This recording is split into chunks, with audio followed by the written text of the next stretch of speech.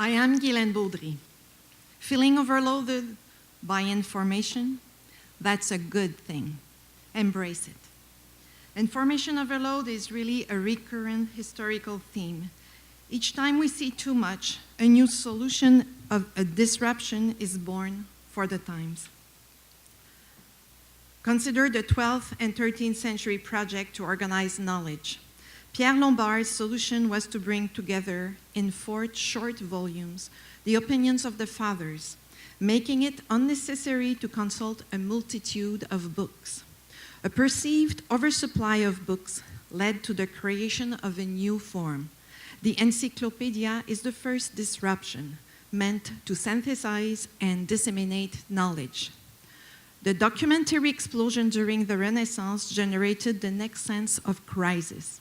Adrien Baillet feared that the explosion in books would put the future centuries in a state of barbarity, like that which followed the fall of the Roman Empire. In his 1545 Bibliotheca Universalis, Conrad Gessner referred to the harmful and confusing abundance of books, a problem that he enjoined kings and princes to solve.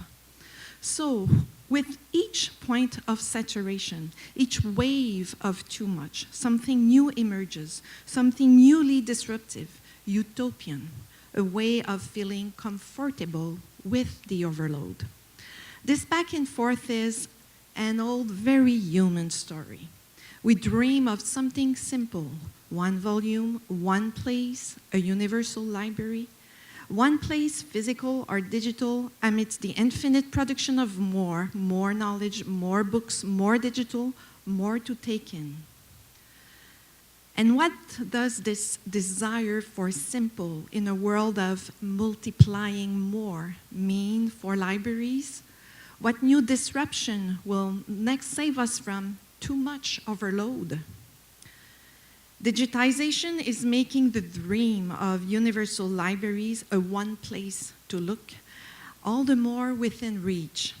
But beyond digital culture, a real disruption is in what libraries mean, what they include, and what they have to be for users.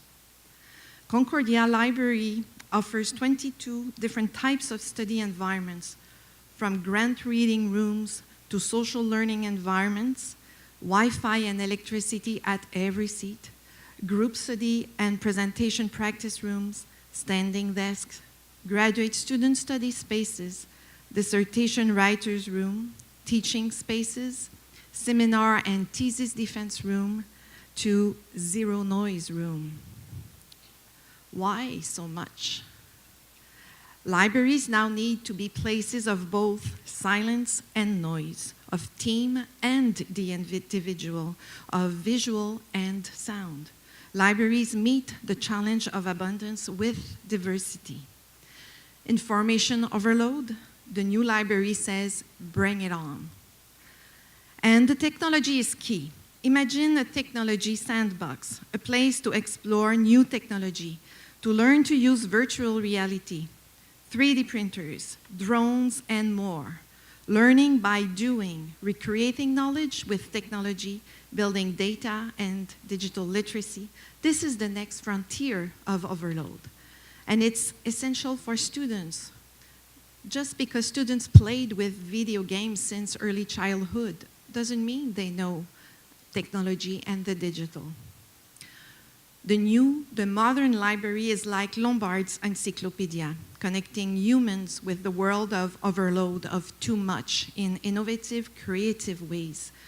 Discovering a rare book collection on the way to the visualization studio or the technology sandbox where you might build your first Arduino mini computer is part of the serendipity of the next generation library, is part of really leaning into overload. Information overload, not new. And it's a good thing, because knowledge is meant to overload. Even the entrance of the library disrupts our expectations. Walk in and hear an excerpt of audio from the digital collections, audiobooks, music from all around the world. It's the sound of your transition point to knowledge and learning. Libraries as public places have the capacity to transform isolation and self-interest into connectedness and a sense of belonging within communities. In the new Concordia Library, one of the project keywords is transparency. Glass walls are everywhere.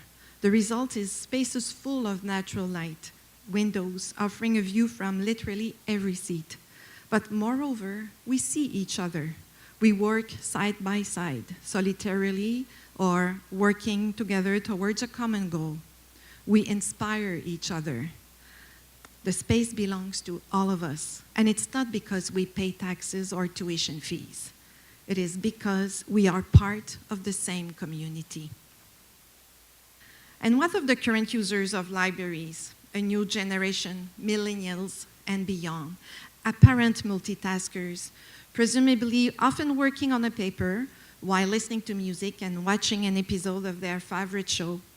These 15,000 students who visit Concordia Library every day, are they overloaded and embracing it? Perhaps a new generation is embracing overload with more strategy than fear, assisted now by a place that is far more than a collection of books.